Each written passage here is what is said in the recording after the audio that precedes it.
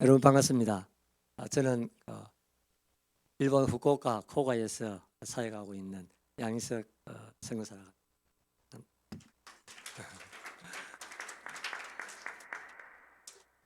오늘 이 찬양을 들으면서 하나님께서 저와 또 여러분들의 그 입술의 고백을 통해서 하나님이 기뻐하시는 그러한 믿음의 자녀들이 또 되고 그리스도의 군사로서 서게 하실 줄 믿습니다. 먼저 오늘 성경 본문 말씀을 잠깐 한번 보도록 하겠습니다. 디모데후서 4장 7절에서 8절 말씀, 7절을 중심으로 우리 디모데후서 4장 7절에서 8절 같이 한 목소리로 읽도록 하시겠습니다. 내가 선한 싸움을 싸우고 나의 달려갈 길을 마치고 믿음을 지켰으니 8절은 이제 우리는 나를 위하여 의의 면류관이 예비되었으므로 주 곧 의로우신 재판장이 그날에 내게 주실 것이니 내게만 아니라 주의 나타나심을 사모하는 모든 자에게니라. 아멘. 먼저 이렇게 말씀을 전하기 전에 제가 우리 이렇게 중고등부 학생들도 많이 있고 한데 하나 질문을 던지려고 해요. 그래서 문제를 하나 낼 건데 문제 맞추시면은 상품권을 드리도록 하겠습니다. 네. 이 안에 상품권이 들어있습니다. 네. 우리는 이제 프로테스탄트라고 하죠. 우리 기독교.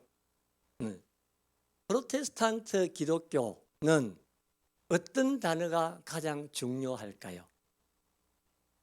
오! 네. 너무 잘하셨습니다. 네. 이제 이게 그렇지 않습니까? 답은 정답인데 이게 출제자의 의도하고 틀리면은 이게 이제 답이 안 되는 거예요. 너무 잘하셨어요. 네, 맞습니다. 제가 이렇게 그래서 혹시 이렇게 이제 제가 우리 선택지를 5개 가져왔어요. 첫 번째가 예수님 맞아요. 예수님 맞아요. 두 번째는 성경. 세 번째는 은혜. 네, 은혜. 네 번째는 믿음. 다섯 번째 하나님의 영광.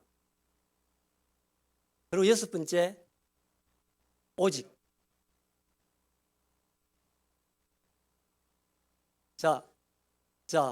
네.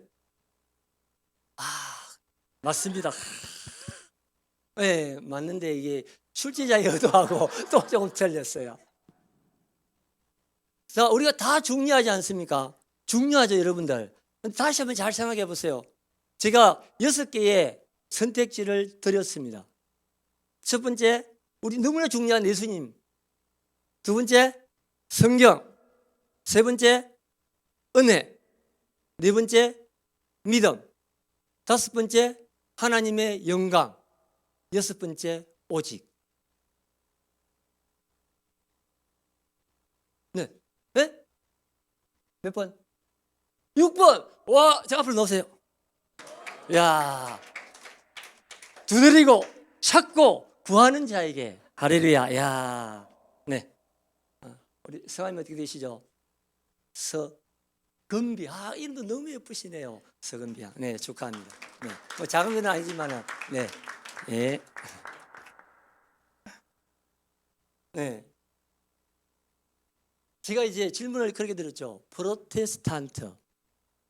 프로테스탄트에게는 이제 옛날 하나님의 말씀이 성경대로 잘 흘러내려왔어야 되는데 그것이 잘못 흘러내려오던 때가 있었습니다.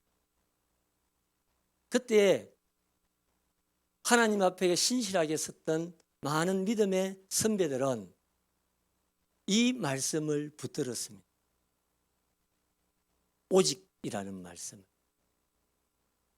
이제 그 앞에 이렇게 한번 넣어볼까요? 우리가 구원받는 길은 누구를 믿어야 되죠? 오직 예수 그리스도. 우리의 유일한 삶의 기준은 무엇일까요? 오직 성경. 우리의 삶은 무엇으로 살아가죠? 오직 은혜로 살아갑니다. 우리는 어떻게 구원을 받을 수 있을까요? 우리가 선한 일을 하고 우리의 행함을 통해서 구원을 받습니까? 오직 믿음. 그리고 마지막으로 우리의 모든 것들이 오직 하나님께 영광이 되도록. 이것이 종교개혁의 5대 강령이었습니다. 이 유명한 이 오직이라는 이 단어 하나로 가톨릭과 프로테스탄트는 나누어졌습니다. 그리고 이 오직이라는 이 단어를 지키기 위해서 많은 믿음의 선배들은 순교를 당했습니다. 오늘도 동일합니다. 오늘 이 시간에도 우리를 유혹하고 우리를 이끄는 많은 가르침들이 있습니다. 그런데 여러분, 오늘 이 시간 이 단어 하나만 기억하고 가셔도 좋겠어요. 오직이라는 이 단어. 서은비 학생, 오직, 네, 기억을 하십시오. 우리 믿음의 선배이신 사도 바울도 마찬가지입니다. 사도 바울도 오직이라는 이 신앙 안에서 하나님을 사랑하고 또 이웃을 사랑하며 자기에게 맡겨진 사명을 감당하며 나아갔습니다. 오늘 생뚱맞게 지금 우리 청년들 또 중학생들 초등학생도 있고 한데 나의 달려갈 길을 마치는 그 과정에서 우리는 선한 싸움이 있다라고 이야기를 하고 있습니다. 선한 싸움은 여러분들이 잘 알고 있는 그러한 싸움들입니다. 믿음 안에서 하나님의 자녀로서 또 그리스도의 군사로서 세상의 소금과 빛으로서의 삶을 살아갈 때 많은 유혹들이 있습니다. 이런 유혹에서 우리는 싸움을 하지 않을 수 없습니다. 오늘 이 자리에 오기까지 여러분들도 많은 싸움을 하고 오신 줄 압니다. 그렇지만 오늘은 이 선한 싸움에서 우리는 믿음을 지켰기 때문에 이 시간에 이곳에 오시게 된 것이죠. 사도 바울은 이 디모데후서가 이제 마지막이란 말이죠. 그의 삶을 되돌아보면서 옛날 마라톤 경주를 연상하고 이 편지를 지금 이렇게 고백을 하게 되는 것입니다. 하나님께서 사도 바울에게 너 지금 모든 사람들이 알고 있는 마라톤 42.195의 그 긴 길을 기억하면서 이 편지를 디모데에게 쓰라 라고 성령님의 역사하심을 통하여서 이렇게 기록으로 남겨진 것이죠. 그런데 여러분, 우리가 선한 싸움을 싸우고 달려왔다. 그런데 여기 보면은 문법상으로는 완료형으로 되어 있습니다. 세 가지의 완료형으로 되어 있어요. 그것이 뭐냐면 첫 번째가 나는 선한 싸움을 싸워왔다. 그리고 나는 나의 달려갈 하나님께서 주신 사명의 길을 다 달려고 완주했다. 두 번째 포인트는 완주한 거예요. 그리고 세 번째로는 나는 믿음을 지켜왔다. 이러한 사람들에게는 8절에 약속되어 있는 의의 면류관을 나는 받을 수가 있어. 그리고 디모데야, 그리고 이 서신을 읽고 있는 모든 믿음의 형제 자매들도 이러한 믿음을 가지고 이러한 삶을 산다면은 다시 오실 그 주님 앞에 너희들은 의의 면류관을 받을 수 있어 라고 이야기를 합니다. 그래서 오늘은 저는 우리 선한 싸움을 싸우고에 대해서 먼저 잠깐 보려고 합니다. 선한 싸움을 싸우고 아까 이렇게 마라톤 경주라고 했죠. 마라톤 경주. 성경에 보면은 이 마라톤 경주 또는 운동장에서의 경주에 대한 그런 성경 구절들이 몇 구절이 있어요. 그래서 그 구절들을 한번 보도록 하겠습니다.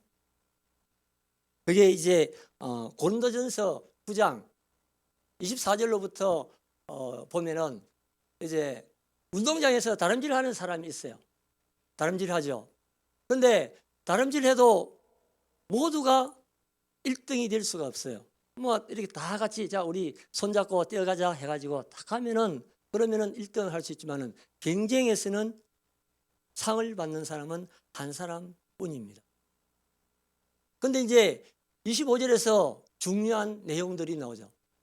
25절에 보면은 이기기를 다투는 자, 지금 경쟁을 하니까 열심히 달려야 되지 않겠습니까? 이기기를 다투는 자마다 뭘 해야 되느냐? 모든 일에 절제를 해야 됩니다. 즉 뭐냐면은 이미 이 싸움은 운동장에서 시작된 것이 아니고 바로 운동장에 출전하기 전에 개인적으로 트레이닝하고 훈련하고 연습할 때 이미 시작되었다라고 이야기합니다. 그때 내가 먹고 싶은 거 마음껏 먹고 내가 자고 싶을 때 마음껏 자고 이렇게 해서는 이 경기에서 이길 수 없어. 이렇게 이야기합니다. 어떻게 해야 될까요? 먹고 싶을 때 예를 들어서 체급 권투를 한다면은 체급이 정해져 있어요. 그 체급에 맞게끔 자기 몸을 관리를 하고 긴 트레이를 하고 근육 단련을 하고 그리고 이렇게 열심히 훈련을 해야 되죠. 자기가 오늘 조금 피곤하니까 저 오늘은 쉬어야 되겠어 라고 한다면은 상대방은 오늘도 이기기 위해서 열심히 훈련을 하고 있다는 사실을 기억해야 됩니다. 이거는 세상 사람들도 다 하는 거예요. 여러분들 예수님 안 믿는 친구들도 다 동일하게 해요. 열심히 공부해야 되죠. 저는 이 82학번인데 이제 82학번일 때가 이제 무슨 고사지? 학력고사 시대. 학력고사라고 있었어요. 그런데 저희들 위에 선배들은 이제 본고사라고 있었어요. 본고사는 자기가 이제 원하는 대학에 가서 직접 시험을 치는 거예요. 그 대학에서 내는 문제를. 그런데 우리 한국에서 제일 좋은 대학이 그 당시에는 서울대학이었어요. 지금은 어딘지 모르겠네요. 지금도 서울대학인가요? 뭐 다른 대학이 있을 수 있겠죠. 그런데 이런 말이 있었거든요. 사합오락이라는 말이 있었어요. 사합오락 무슨 말인지 아세요? 모르세요? 모르는 게 당연하죠. 사합은 4시간 자면은 합격하고 5시간 자면은 떨어진다, 탈락한다 라는 의미. 서울대학 들어가는 학생들은 전국 고등학교에서 대부분 수석이나 1등, 2등, 3등 안에 드는 사람들이에요. 그런 사람들인데도 이 사람들은 4시간 자고 그 외의 시간은 전력으로 공부를 하는 거예요. 머리가 너무 좋아요. 저는 그렇게 따라갈 수 없습니다. 그럼에도 불구하고 그들은 자신의 모든 시간들을 절제해서 성경에 보면은 그것은 영원한 것이 아닌 썩을 면류관을 향해서 달려간다라고 되어 있어요. 그런데 이것이 완전한 썩을 면류관은 아닙니다. 이것이 필요합니다. 하나님의 나라를 위해서는 반드시 필요하죠. 그래서 우리 학생 여러분들은 학교에서 타압이 되셔야 되지요. 왜냐면 오늘 이렇게 교회 와서 열심히 기도했으니까 다른 친구들은 어떻게 해요? 교회 안 왔으니까 몇 시간 공부했어요? 2시간 공부했겠죠? 3시간 공부했겠죠? 그러면 여러분들도 가서 동일하게 3시간을 공부를 하셔야 되는 거예요. 기도하고 3시간 공부해야 되죠. 그래야 그 사람들하고 동일한 레벨, 동일한 상태에서 경쟁이 되는 거예요. 그런데 그들하고 우리하고 차이가 딱 하나 있어요. 그게 뭔지 아시죠? 바로 우리는 우리를 도우시고 지키시고 인도하시는 만왕의 왕, 만주의 주가 되시는 분이 여러분들과 함께, 그분을 의지하고 기도하면은 그분께서 여러분들에게 지혜와 지식을 허락하세요. 그런데 중요한 것은 공부하는 시간은 그만큼 채워야 됩니다. 그리고 더 하려면은 1시간 더 공부를 해야 돼요. 사도 바울도 마찬가지입니다. 사도 바울은 저희들과 비교할 수 없는, 저희들이 아니죠. 죄송합니다. 저와 비교할 수 없는 그러한 믿음의 대선배입니다. 그의 신앙의 모습들은 우리가 말로 다 할 수 없는 그러한 믿음의 싸움을 통해서 정말 하나님을 사랑하며 주의 복음을 위해 살았던 분입니다. 그런데 이분이 또 다른 본문에서는 이렇게 이야기를 하고 있어요. 골로새서 1장 29절을 보면은 자기가 생명의 복음을 전하고 있었거든요. 왜 생명의 복음을 전했느냐? 바로 우리의 소망 되시는 예수 그리스도, 이분은 바로 하나님의 비밀이에요. 이분이 우리를 위해서, 우리 아까 찬양했던 것처럼 택한 백성들을 위하여 십자가에 죽으신, 택한 백성들의 죄를 자신의 것으로 삼으시고, 그리고 장사 지낸 지 사흘 만에 부활하심을 통하여서 누구든지 예수 그리스도를 믿는 자들에게는 의라는, 하나님 앞에 설 수 있는 의를 제공해 주셨어요. 그리고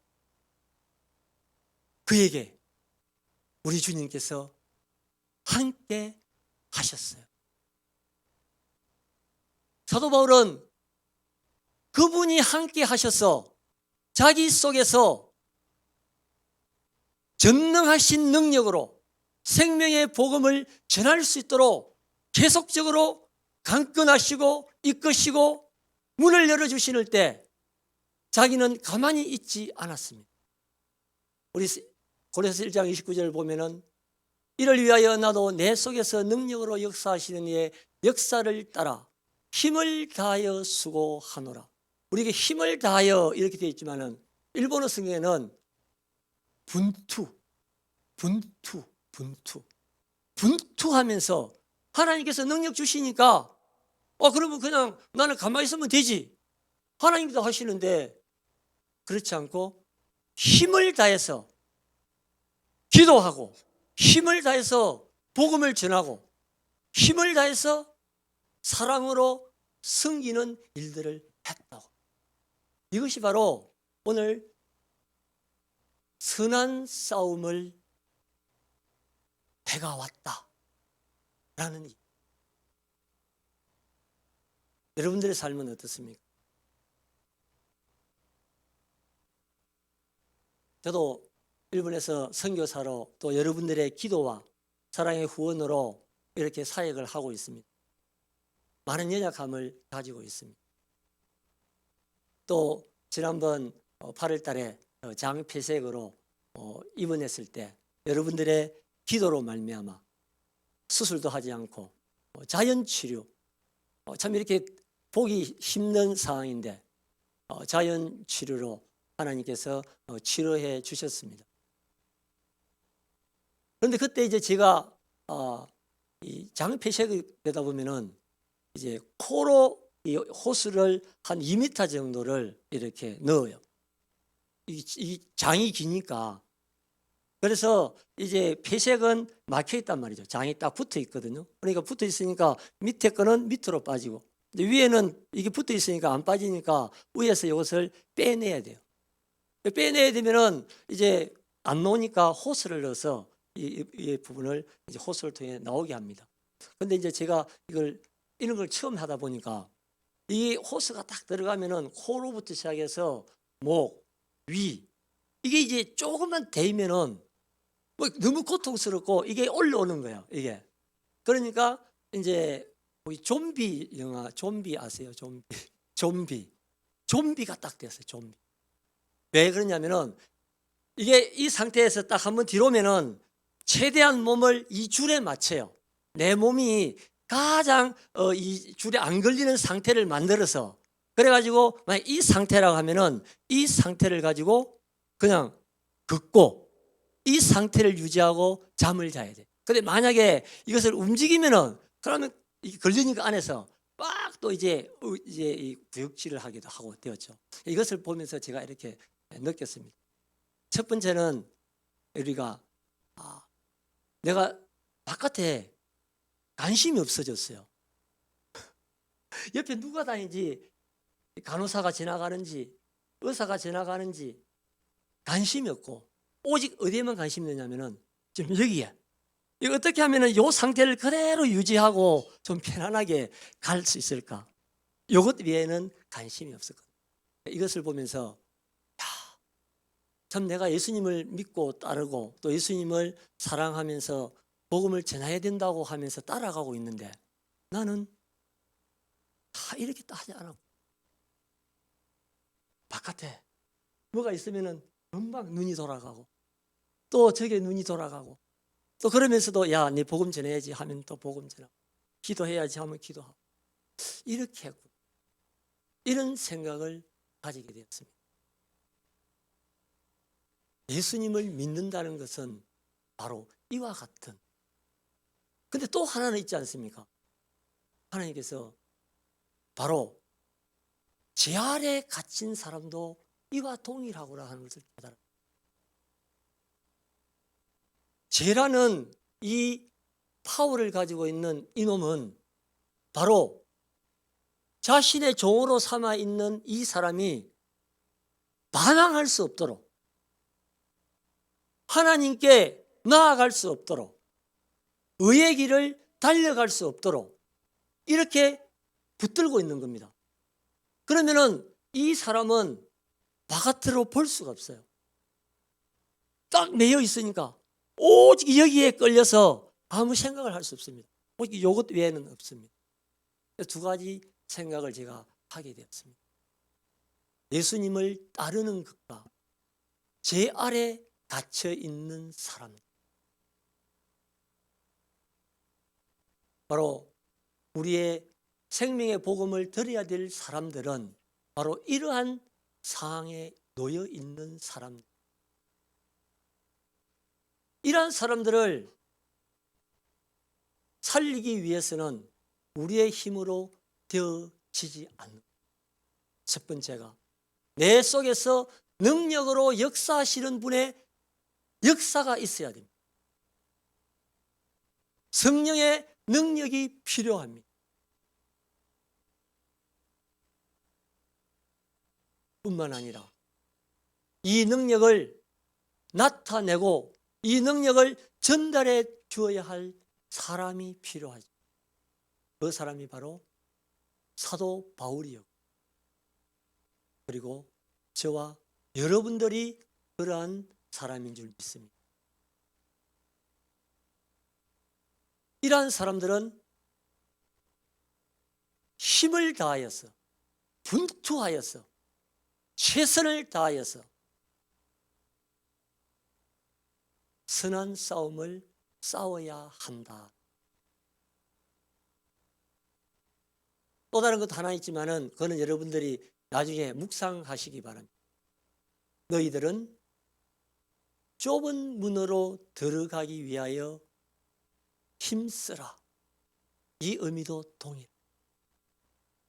이러한 삶을 살기를 결단하고 살기를 애쓰고 힘쓰고 노력하는 그 사람에게 하나님께서는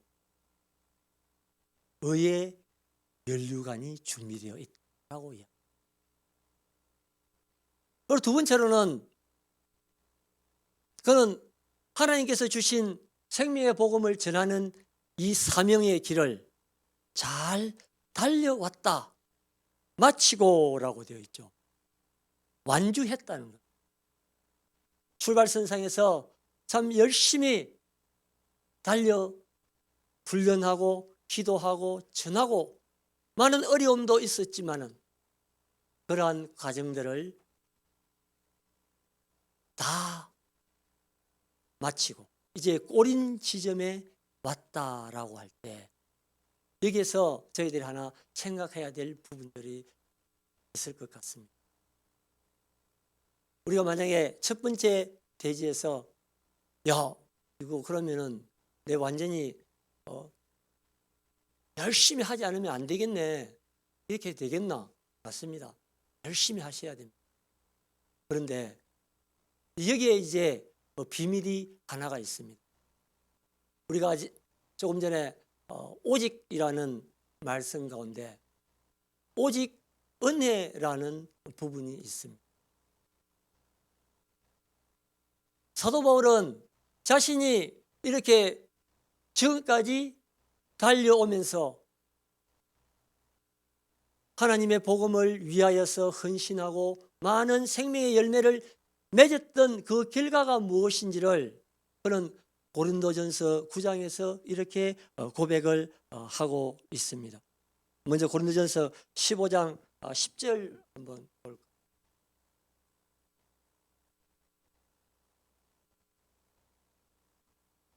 여기 보면은 저기 그렇게 되어 있죠. 그러나 나의 나된 것은 하나님의 은혜로 된 것이니 내게 주신 그의 은혜가 헛되지 아니하여 내가 모든 사도보다 더 많이 수고하였으나 내가 아니요 오직 나와 함께 하신 하나님의 은혜로다. 그렇게 분투하면서 생명의 복음을 전했는데 이것이 자기의 열매가 아니라는 거예요. 누구의 열매라고요? 하나님의 은혜니까 하나님의 열매, 주님의 열매라는 거예요. 여러분 열매하면 혹시 기억나는 성경 본문이 있으십니까? 열매. 포도나무는 우리 요한복음 15장 1절부터 5절을 보면은 포도나무에 대한 잘 설명이 되어 있어요. 그런데 보면은 1절에서는 예수님이 포도나무라고 하세요. 그리고 하나님 아버지는 농부라고 해요. 농부는 무엇을 원하고 있죠? 농부는 포도 수확 많이 해야 되지 않습니까? 수확을 많이 해야 돼요. 열매를 많이 거둬야 된다고. 그러면은 그 열매를 많이 거두기 위해서 비료도 하고 또 관리를 하죠.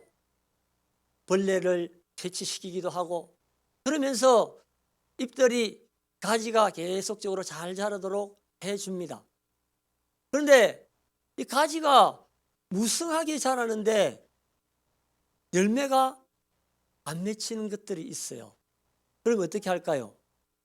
2절을 보면은 하나님께서 가시를 많이 맺게 하기 위해서 어떻게 해요? 착각 잘라주시는 거예요.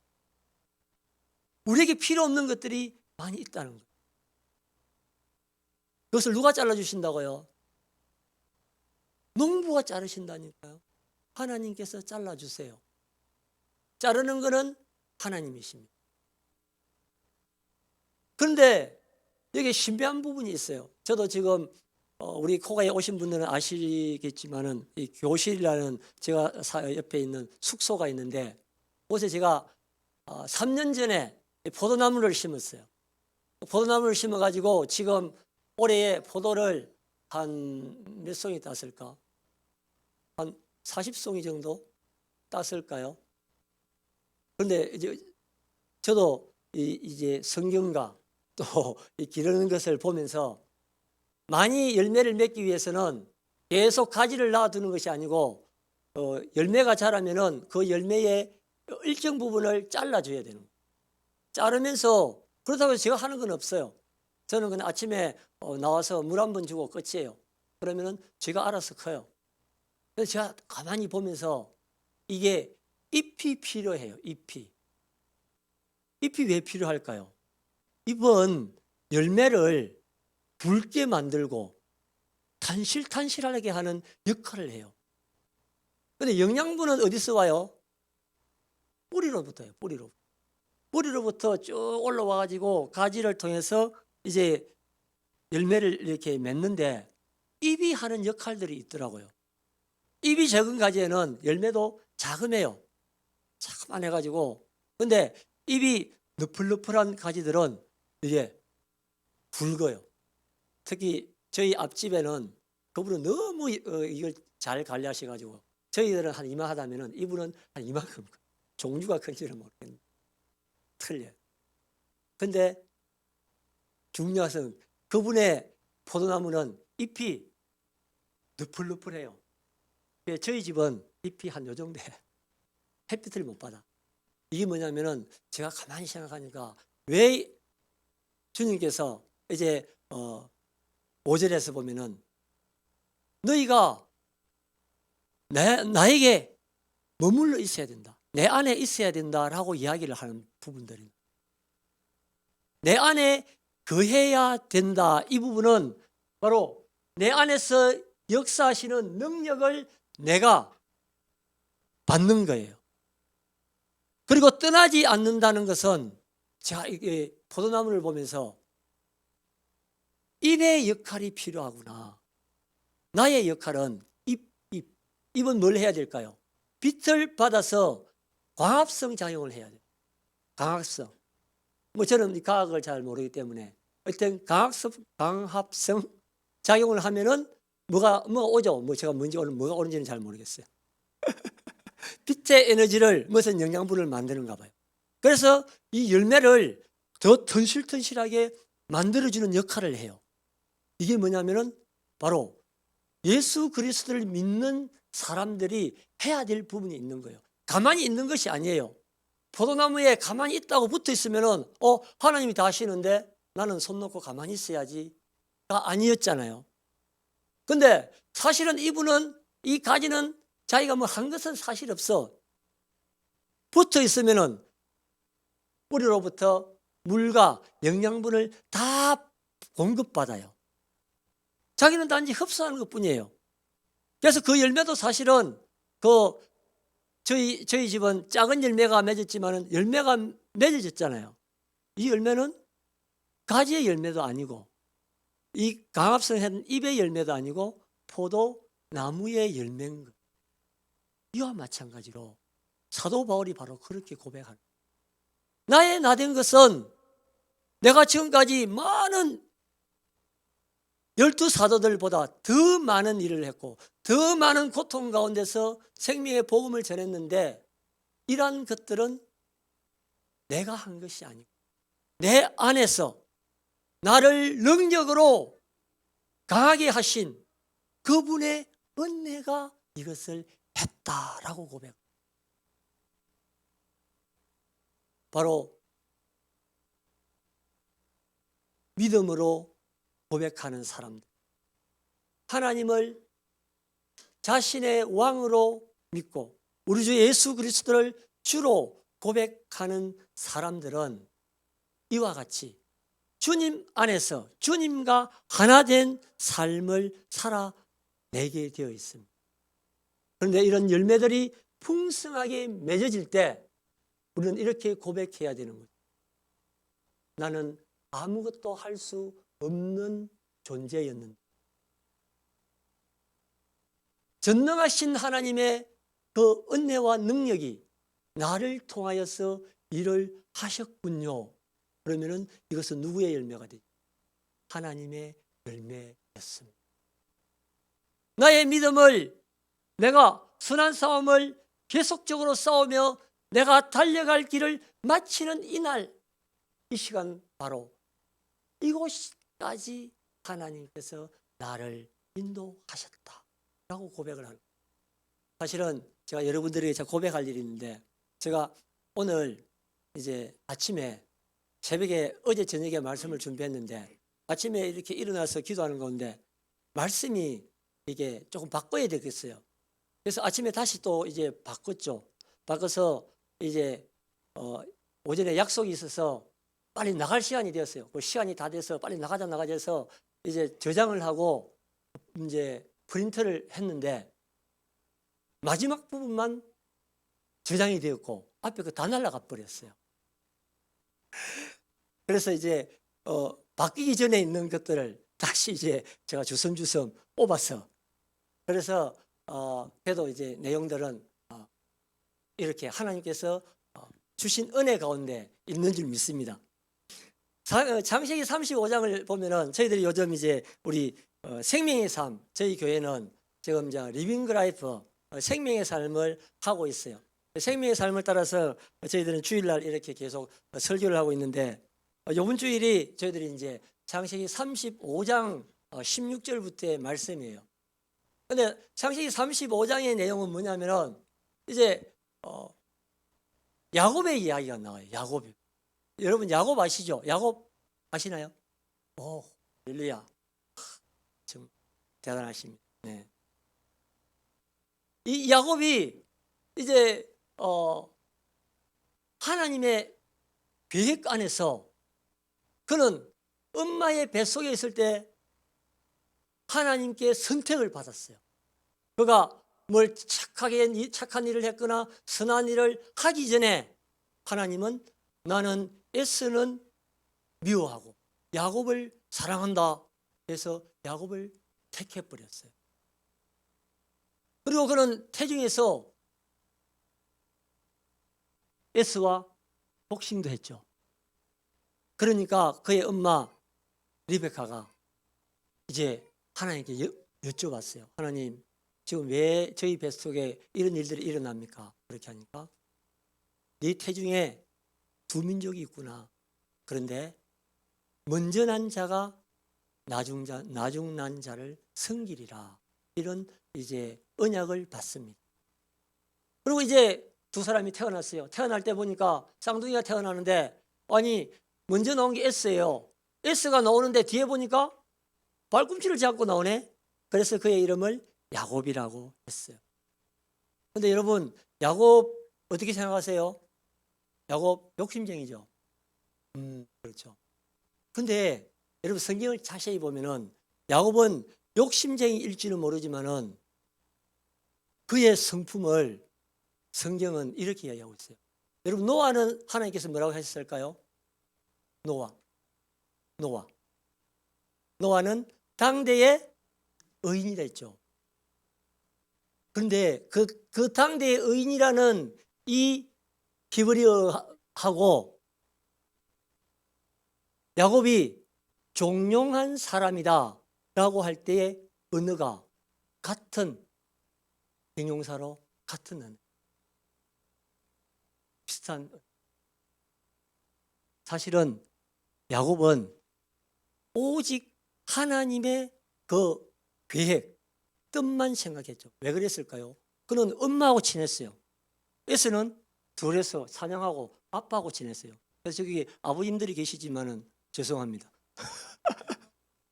신앙은 보니까 엄마의 영향력이 커요. 그래서 우리 자매님들 정말 신실하게 잘 예수님 믿고 또 결혼하셔서 순풍순풍 아이도 많이 낳고 또 믿음으로 잘 양육하시기를 주의 이름으로 축복합니다. 물론 우리 아버님들도 정말 중요합니다. 너무 중요하죠. 믿음의 가장이지 않습니까? 축복하시고. 그런데 이 엄마와 같이 있으면서 엄마가 하나님께 받은 약속을 늘 들었겠죠. 저는 이 본문을 읽으면서 아, 그렇구나. 이 야곱은 하나님의 계획에 대해서 관심만 있어요. 그러니까 에서가 야, 내 지금 배고프다. 너 이거 지금 죽 끓이고 있는 거 내도. 그러니까 왜 뜬금없이 야, 네 장자권 내한테 팔아. 그럼 내 줄게. 뜬금없이 나온 게 아니에요. 바로 그의 어머니로부터, 성경에는 이 내용이 없습니다. 그의 어머니로부터 하나님의 약속을 그는 받았기 때문에 그래서 계속적으로 그러한 삶을 살아요. 그리고 마지막으로 이제 아버지가 나이가 들어서 앞도 안 보일 때 그의 장자인 에서에게 축복하려고 할 때 그 야곱은 엄마가 딱 이것을 들으니까 큰일 났거든요. 지금 이게 하나님의 계획은 에서가 아니고 야곱인데 지금 야곱이 아니고 에서에게 축복하려고 네 밖에 나와서 사냥에 온나 맛있는 거 음식 갖고 오면 먹고 내가 축복해 줄게. 큰일 났어요. 그래서 그 성경이 참 이렇게 재밌는 부분이 있는데 이제 야곱이 변장해서 들어가잖아요. 네 지금 야곱 맞냐? 아, 에서 맞냐? 예, 아버지 에서입니다. 이상한데 네 목소리는 야곱인데 이리 와봐. 그래가지고 만져보니까 허리 북실북실한데 누구예요? 에서로요. 아, 그래? 아, 네, 에서 맞네. 이렇게 이제 했죠. 근데 한국 성경은 조금 일본어 성경은 이렇게 되어 있어요. 이게 바로 이삭이 야곱에게 축복을 하고 지금 나갈뚱말뚱하는 사이에 에서가 들어오는 거야. 이게 얼마나 긴박한 상황이에요. 지금 야곱과 그 어머니 리브가의 입장에서는 조금이라도 늦었으면 어떻게 돼요? 지금 저주를 받겠죠. 아니 이 아가 지금 네 형을 속이고 아버지를 속이고 바로 축복이 저주로 바뀔 수 있는 상황이었다. 그런 상황인데 리브가와 야곱은 하나님의 뜻을 쫓아서 이렇게 한 거죠. 근데 이제 속이면 될까 안 될까요? 속이는 건 아니죠. 하나님의 뜻을 이루어 나가는데 목적이 바르다면은 방법도 가능하면은 발라야 돼. 그래서 그것이 교회의 덕이 된다. 이것이 하나님의 뜻이라도 교회의 덕이 되지 않는다면은 그것은 옳은 방법이 아니에요. 교회가 덕이 되면은 성도들이 든든하게 세워져 가는 거예요. 결국 속이다 보니까 어때요? 형 에서는 그래 네가 내 걸 속여서 빼앗아서 아버지 살 날이 얼마 안 남았는데 죽여버려야지. 그래서 결국 도망가게 돼요. 그런데 중요한 것은 그때도 하나님은 야곱에게 관심이 있었죠. 야곱을 통해서 하나님은 일하시기를 원하셨다. 그래서 그는 베델에서 사닥다리를 타고 내려온 천사들 그리고 하나님의 약속을 받게 되죠.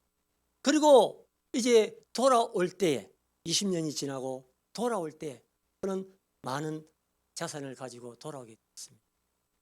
그렇지만은 그의 마음속에 뭐가 남아 있었죠? 형과의 관계가 남아 있었어요. 형이 나를 죽이려고 했던 그래서 먼저 사자를 보내죠. 종을 보내서 지금 아우 에스가 돌아오는데 인사를 드리려고 합니다. 그러니까 그래? 그럼 내가 나가서 맞이할게. 그러면서 혼자 오는 것이 아니고 400명의 일꾼들, 병사들을 데리고 마중나오러 오는 거예요. 그러니까 어떻게 하겠어요? 이걸들은 이제 그 종이 와서 지금 형님이 오신다는데 한 400명 정도의 사람들을 데리고 마중나오러 오시는데요. 그러면은 여러분들이 만약에 야곱이라면 어떻게 하겠습니까? 몸에 큰일 날 뻔했네. 진짜 큰일 났네. 나를 죽이려고 그때 20년 전에 그 마음이 아직도 안 바뀌었나? 날 죽이려면 어떻게 하지? 이제 지금 내가 간다고 했으니까 가긴 가야 되지 않습니까? 그래서 떼를 세 떼를 나누고, 그래서 먼저 첩의 자식들부터 착착착 이렇게 보내면서, 그리고 자기는 마지막에 남아서 야복강가에서 하나님께 기도를 했죠. 그때 하나님이 나타나셔서, 천사가 나타나서 실험을 하게 되는데, 그 실험에 이제 날이 새도록 실험했는데 이 야곱이 나아지지 않으니까 자기를 축복해 주십시오. 그렇게 하니까 너의 이름이 무엇이냐? 저는 야곱입니다. 그러면 너를 이스라엘이라고 부르라. 그리고 한도뼈를 쳐요. 이쪽에 엉덩이뼈. 그래서 이것은 여러분들 이 성경은 이렇게 되어 있어요. 이는 하나님이 사람과 더불어 싸워 이겼다라고 되어 있죠. 그런데 우리가 성경 전체의 흐름을 보면은 사람이 하나님과 싸워서 이길 수 있습니까? 없습니까? 이길 수가 없죠. 이길 수가 없는데 성경은 이렇게 이겼다라고 되어 있죠. 그래서 저는 이 본문을 의역을 하면 되지 않지만은 하나님이 야곱에게 은혜를 베푸셔서, 그래서 너는 이제 하나님으로 말미암아 삶을 살아가는 자다라고 저 개인적으로 해석을 이렇게 내렸습니다. 성경은 그렇게 되어 있어요.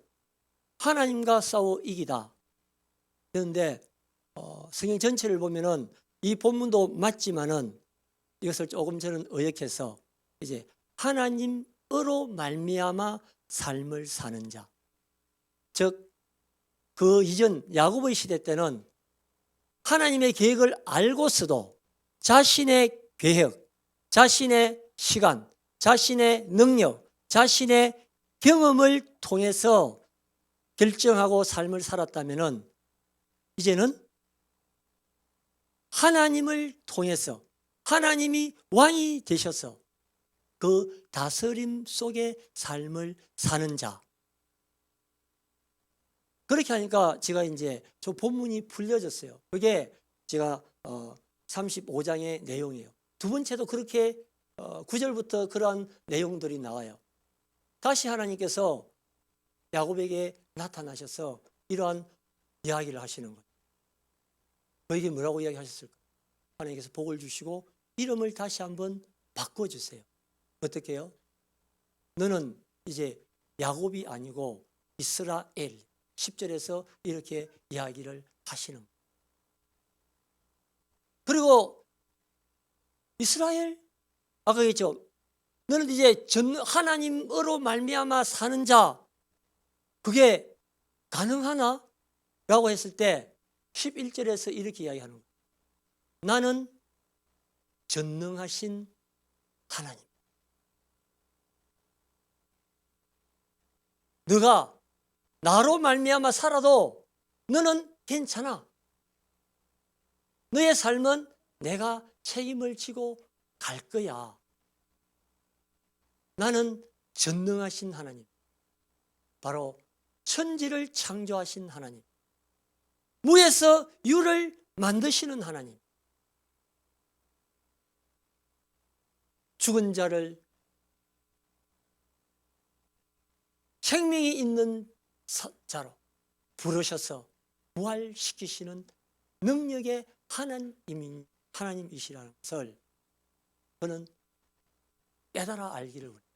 그가 그로 말미암아 또 다른 복은 이제 여러분들이 잘 알고 있는 그와 그의 후손을 통해서 모든 민족이 복을 받고 또 땅을 유업으로 받을 것이라고 합니다. 그의 후손이 누구일까요? 바로 오늘 우리가 믿고 있는 예수 그리스도시죠. 그런데 여기에 얘기했죠. 하나님의 은혜라는 것이 무엇인가? 나의 나된 것은 내가 한 것 아닙니다. 뭐냐면은 전능하신 하나님이 내가 너와 함께해서 내가 이 일을 이루어 나갈게. 내가 이것을 이루어 나간다고 나를 믿어라고 하는. 바로 저와 여러분들의 삶의 현장에서 이러한 풍성한 생명의 열매들, 그리고 학생은 좋은 성적의 열매들, 또 좋은 친구 관계의 열매들, 또 부모님에게는 순종하면서 부모님 말씀을 잘 듣고 공경하는 그러한 열매들, 또 부모님들은 자녀들을 사랑하며 섬기는, 강압적으로 하지 아니하고 사랑의 열매들이, 서로를 긍휼히 여기는 마음들이 여러분들의 비전 속에, 우리 청소년들은 특별히 많은 일들을 할 계획들을 가지고 계시죠. 그곳에서 하나님이 왕이 되셔서 그곳에서 하나님의 나라가 임하여서 하나님께서 원하시는 기쁨의 열매들이 맺어질 때, 그때에 이 말씀을 기억하십시오. 이 열매는 저의 열매가 아닙니다. 이 열매는 하나님의 열매입니다 라고 고백할 때 여러분들에게는 의의 면류관이 중요하시죠. 그리고 이제 마지막으로 우리가 나는 믿음을 잘 지켰어, 이것은 다른 말로 하면은 나는 주님을 정말 사랑하고 사랑하며 사랑하고 사랑했다라는 말로 이야기할 수 있습니다.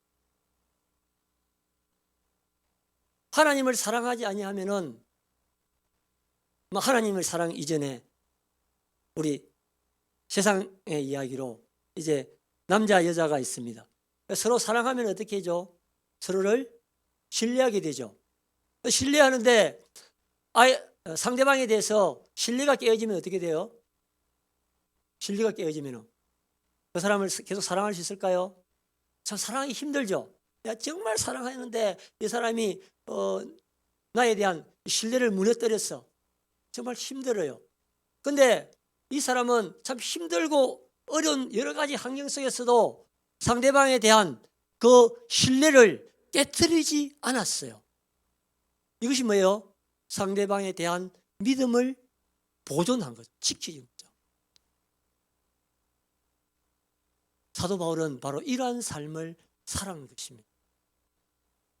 시간이 이제 거의 다 돼가기 때문에 우리 마지막 한 구절만 우리 마가복음 한번 볼까요? 마가복음 우리 이제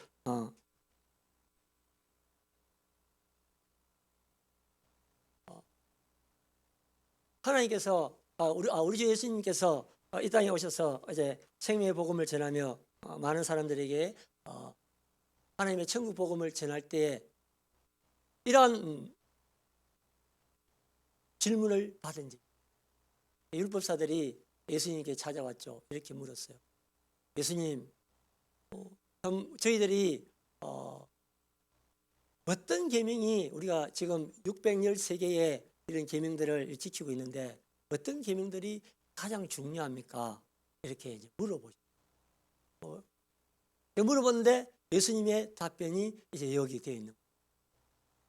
예수님께서 대답하시기를 첫째는 이것이니 이스라엘아 들으라. 주 곧 우리 하나님은 유일한 주시라. 유일한 하나님, 유일한 주 되시는 하나님을 너희들이 먼저 인정하는 가운데, 그런데 그 다음에 이제 중요하죠.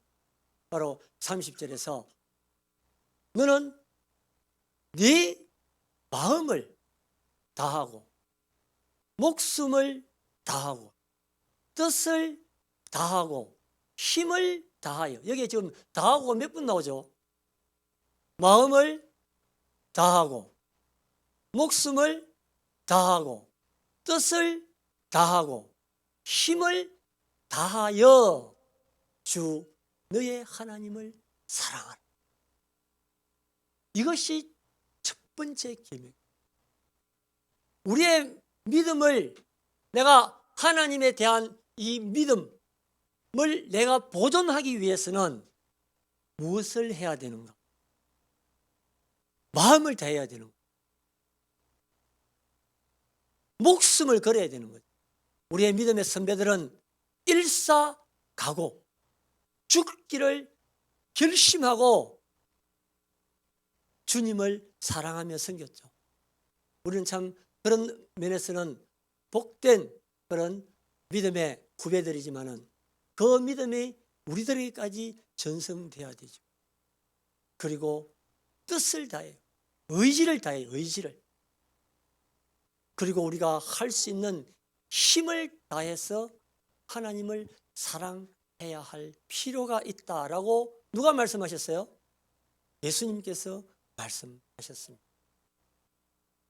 그래서 우리의 신앙생활은 넉넉하지가 않은 것 같아요. 아까들은 그냥 붙어만 있으면 되는 것 같은데, 그냥 강압성만 하면 되는 것 같은데, 그런데 이 강압성하고 하는 이것을 어떻게 해야 되느냐? 마음을 다해야 되고, 목숨을 다해야 돼요. 뜻을 다해야 돼요. 힘을 다해야 돼요. 그렇지 않으면은 하나님을 사랑하는 게 어려워요. 그래서 사랑에는 수고가 반드시 따릅니다. 우리가 수고하지 아니하고는 사랑할 수가 없습니다. 그 사랑의 본을 보인 분이 바로 우리가 지금 믿고 있는, 또 주라고 고백하는 우리 주 예수 그리스도가 십자가에 달려 죽으신 그 사건을 통하여서 바로 하나님이 우리를 사랑하셨다라는 것을 드러내시오. 이와 같이 너희들도 이웃을 이와 같이 살아. 그가 거물이 있고, 그가 잘못이 있고, 그가 부족한 부분들이 있을지라도 그를 힘을 다해서, 마음을 다하고, 목숨을 다하고, 뜻을 다해서 사랑하며 섬겨야 됩니다. 그것이 바로 어디일까요? 그것이 바로 교회. 우리가 바로 교회이고. 이제 말씀을 맺어야 될 것 같아요.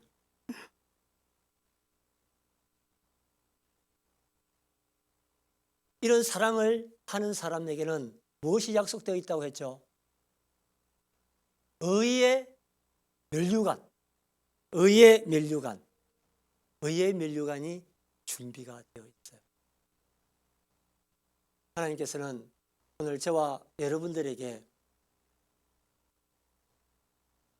나의 달려갈 길 가운데, 나의 인생의 출발점 또는 지금까지 살았던 인생의 모든 여정, 그리고 오늘부터 다시 출발하는 인생의 여정에서 우리는 사도 바울과 같이 선한 싸움을 싸워야 될 줄 믿습니다. 그리고 우리에게 맡겨진 사명, 생명의 복음을 전하는 일, 그리고 하나님의 나라 속에, 하나님의 다스림 속에 살아가는 이 일들을 우리가 완주해야 될 줄 믿습니다. 그리고 우리는 하나님을 사랑하는 이 믿음을 우리는 끝까지 지켜내야 될 줄 믿습니다. 이것은 바로 하나님께서 우리에게 지금 이 땅에서는 비교할 수 없는 그 영광의 면류관, 의의 면류관을 준비하고 계시다는 사실입니다. 이것을 사도 바울은 이미 이것을 이제 받아갔고, 우리도 이 의의 면류관을 주님이 오실 그때에 사도 바울에게 주어지는 면류관과 동일한 의의 면류관을 저와 여러분들 한 사람 한 사람이 다 쓰시고, 하나님 이것이 다 하나님께서 하셨습니다 라고 하나님께 영광을 돌리는 그런 은혜가 있기를 원합니다. 네, 우리 같이 찬양 한 곡 하겠습니다. 이 세상을 살아가는 동안에 같이 찬양할 거예요.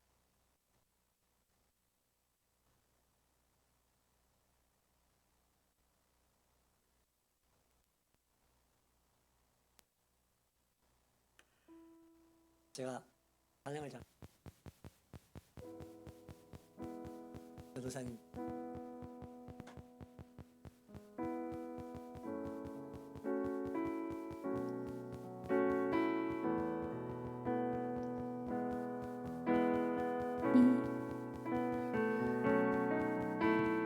이 세상을 살아가는 동안에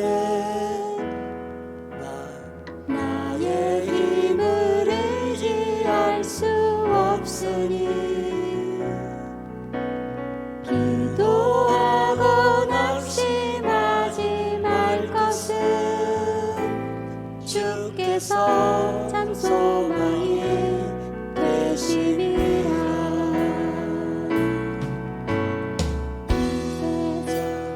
걸어가는 동안에 나의 힘을 의지할 수 없으니 기도하고 낙심하지 말 것은 주께서 참 소망이 되심이라. 하나님의 꿈이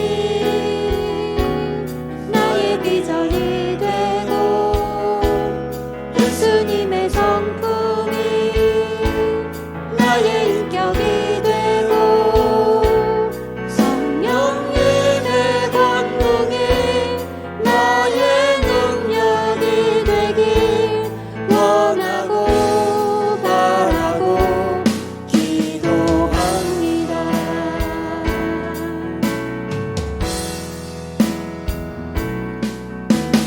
주의 길을 걸어가는 동안에 세상에 곧 의지할 수 없으니 감사하고 낙심하지 말 것은 주께서 참 기쁨이 되시리라. 하나님의 꿈이 나의 비전이 되고 예수님의 성품이 나의 인격이 되고 성령님의 권능이 나의 능력이 되길 원하고 바라고 기도합니다. 하나님의 꿈이 나의 비전이 되고 예수님의 성품이 나의 인격이 되고 성령님의 권능이 나의 능력이 되길 원하고 바라고 기도합니다. 하나님의 꿈이 나의 비전이 되고 예수님의 성품이 나의 인격이 되고 성령님의 권능이 나의 능력이 되길 원하고 바라고 기도합니다.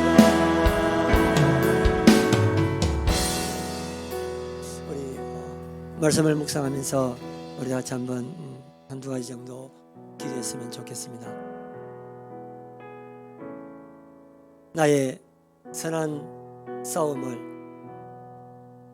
싸우고 나의 달려갈 길을 마치고 나의 믿음을 지켰으니라고 하는 사도 바울의 고백처럼